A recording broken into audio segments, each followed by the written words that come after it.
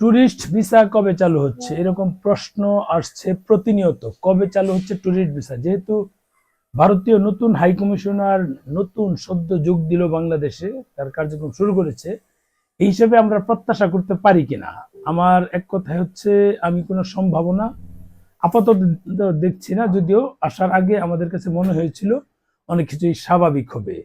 যেমন উনি এসে বলেছিলেন সম্প্রীতির কিছু কথা, সেগুলো বিরোধী হয়েছে। যেমন উনি বলেছিলেন ভারতের 140 কোটি, বাংলাদেশের 20 কোটি মিলিয়ে আমরা যদি একসাথে এগিয়ে যাই, বিশ্বে আমাদের দুটি দেশ সমানভাবে মর্যাদা সম্পন্ন হবে। সেটা কিন্তু বলা উল্টা বলা হচ্ছে যে বাংলাদেশের বাংলাদেশটা কি তাহলে তাদের অঙ্গরাজ্য করে ফেলবে? তাহলে কি মানে 160 কোটি মানে অর্থ কি? আমরা কি এক হয়ে যাচ্ছি? এটা কিন্তু এর বিরোধী থাকে, এরকম বলবে, মানে সুযোগের অপেক্ষায় থাকে।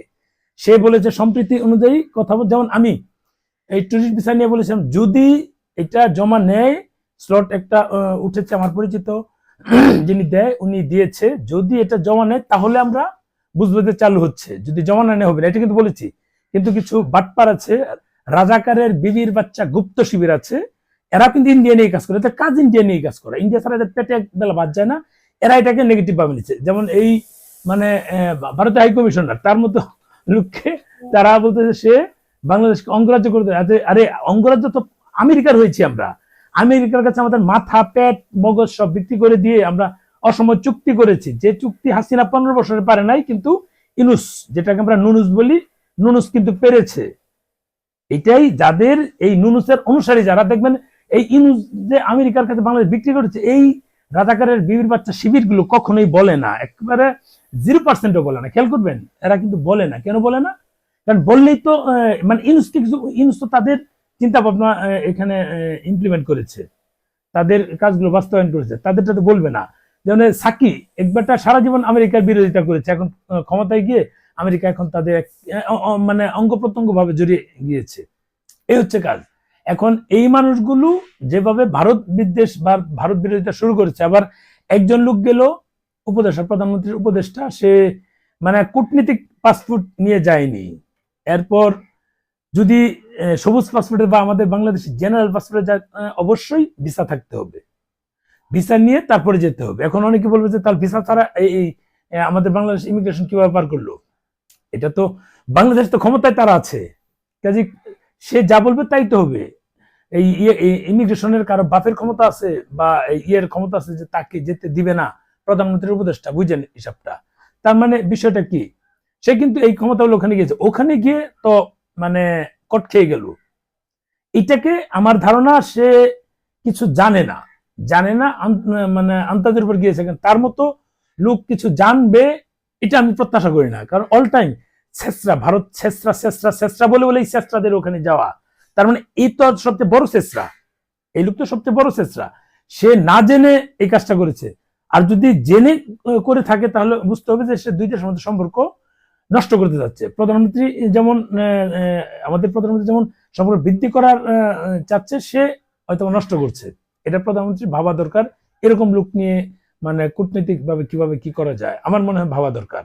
তার মতো লোক এইভাবে এই করা ঠিক, মানে যদি না জেনে করে, তার মতো লোক জানবে না এটা কি করে হয় একজন উপদেষ্টা প্রধানমন্ত্রীর। আরেকটা হচ্ছে, যিনি যদি জেনে যায়, তার দুই দেশের মধ্যে সম্পর্ক নষ্ট করার জন্য যে কথাগুলো বলছিলাম, যে দুই দেশের সম্পর্ক বৃদ্ধি করার যে প্রয়াস আমরা দেখেছিলাম, সেটা ভাটা পড়ে যাচ্ছে। কাজেই এখন ট্যুরিস্ট ভিসা পাওয়ার সম্ভাবনা 0%ও নাই, আমি যেটা মনে করছি। এখন আগামী কবে হতে পারে, সেটা আমাদের দুই দেশের সরকার প্রধান, যদি আমাদের প্রধানমন্ত্রী এবং ভারতের প্রধানমন্ত্রী দুজনে মিলে যদি এটা একটা মানে উদ্যোগ নেয়, আমরা যারা জেনারেল পিপল আছি আমাদের সুবিধার জন্য, আমরা তো বললাম রেগুলার তো দিচ্ছি, আমরা কেনাকাটা থেকে শুরু করে চিকিৎসা, মানে শিক্ষা, এই ইউরোপে যাওয়ার জন্য এম্বাসি ফিস, ঘোরাঘুরি, সবকিছু কিন্তু এখানে অল্প খরচে সহজে হয়ে যায়, স্বল্প সময়ে হয়ে যায়। এটা কিন্তু আমরা অন্য কোথাও পাবো না, কারণ আমাদের স্থল সীমান্ত সবচেয়ে বেশি ভারতের, অল্প একটু মিয়ানমার, বাকিটা তো সমুদ্র। তা আমরা যেখান দিয়েই যাই, পূর্ব, উত্তর, দক্ষিণ, পশ্চিম, যেদিকে শুধু দক্ষিণ সাগর, সব দিয়ে কিন্তু আমাদের ভারতের সাথে কানেক্টেড। আমরা স্থলপথে খুব ইজি ভাবে 500 টাকায় কলকাতা পৌঁছতে পারি। এটা কিন্তু সহজ জিনিস, একেবারেই সহজ। 500 টাকায় যদি কলকাতায় পৌঁছতে পারি, তাহলে আমরা ওখান থেকে অন্য অন্য জায়গায় ইজি ভাবে, মানে দিল্লিতে গেলে 8-2 হাজার টাকা 2200 টাকা হলেই হয়ে যায়, ট্রেনে যাই বা এই বিমানে আরেকটু বেশি লাগে, এটা কিন্তু হয়ে যায়। এটা ভারতেই আমাদের জন্য সুবিধা। এই সুবিধাটা কতিপয় মানুষের রাজনৈতিক স্বার্থ হাসিলের জন্য তারা অসুবিধা করে রাখছে। ভারতেরও কিছু মানুষ আছে, আমাদের কিছু মানুষ আছে। ওয়েস্ট বেঙ্গল এসেই যেভাবে ক্ষমতায় এসেই যেভাবে তারা মানে বাজে বক্তব্য দেওয়া শুরু করলো, যেটা আমাদের জুলাই আন্দোলনে জুলাই ব্যবসায়ীরা বক্তব্য দিয়েছিল। জুলাই আন্দোলনের সময় জুলাই ব্যবসায়ীরা কিন্তু এই বক্তব্য দিয়েছিল, ওখানে এসে ঠিক একই ধরনের বক্তব্য। মানে ওই পাশে আমাদের দেশের কট্টরপন্থী এরা 17-18 মাস ক্ষমতায় ছিল, মানে দেশটাকে মবের মূল্য করেছিল, যেখানে খুশি সেখানে মববাজি করেছে, মানুষের জানমাল নষ্ট করেছে। ওয়েস্ট বেঙ্গলে একই ধরনের এসে একই ধরনের বক্তব্য দিচ্ছে। এটা তো আসলে মানে আমরা ওইটা প্রত্যাশা করি নাই। আমি জানি না ওইখানে কি এখন হচ্ছে কি অবস্থা, মানে উস্কানিমূলক জিনিসগুলো এটা কোনোভাবেই কাম্য না। মানে আন্তর্জাতিক ভাবে যদি তারা এই যে আমাদের যে লোকগুলো পাঠাচ্ছে, এটি বাংলাদেশি লোক, আমরা জানি বাংলাদেশি লোক, বর্ডার গার্ড যারা আছে তারাও জান বাংলাদেশি লোক, সীমান্তে যারা আছে তারাও জান বাংলাদেশি লোক, কারণ ইলিগাল ভাবে এরা গিয়েছিল, ওই দেশ থেকে ইলিগালি আবার ফেরত দিচ্ছে। সেটা যদি তারা আন্তর্জাতিক ভাবে গিয়েছে ইলিগাল, ঠিক আছে, আন্তর্জাতিক ভাবে তারা ফেরত দেয় বা ওইভাবে কোনো পাঠানোর ব্যবস্থা করে, তাহলে কেবল মানে এইটা উত্তেজনা কমতো। কিন্তু এখন কি করেছে, ইলিগাল পাঠাচ্ছে, আমাদের দেশে ফেরত দিচ্ছে, এই মানুষগুলো নো ম্যানস ল্যান্ডে মানবতার জীবনযাপন করছে, আর দুই দেশের মধ্যে অস্থিরতা বাড়ছে। এই অস্থিরতার মাঝে আমরা ট্যুরিস্ট ভিসা প্রত্যাশা করি কি করে?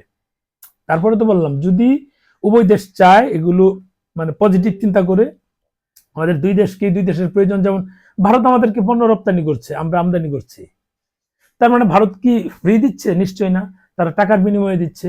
আর আমরা কি ফ্রি আনছি? নিশ্চয় না, আমরা টাকার বিনিময়ে আনছি। তা আমরা তো এদিক দিয়ে পণ্য আদান প্রদানের ক্ষেত্রে তো খুব সফট, আমরা একজনকে খুব মানে পজিটিভ। তাহলে আমরা যারা ঘুরতে যেতে চাই বা ভিসার ক্ষেত্রে কেন পজিটিভ হচ্ছে না? আমাদেরকে বাংলাদেশ থেকে কিন্তু ভিসার এটা পজিটিভ করা হয়েছে, ওখান থেকে করা হচ্ছে না। শর্ত সাপেক্ষ হোক, যেভাবে হোক, আমরা যারা ভারত বিরোধিতা করি না, আমাদের তো যাওয়ার একটা রাইটস আছে বা আমরা একটা অধিকার রাখি।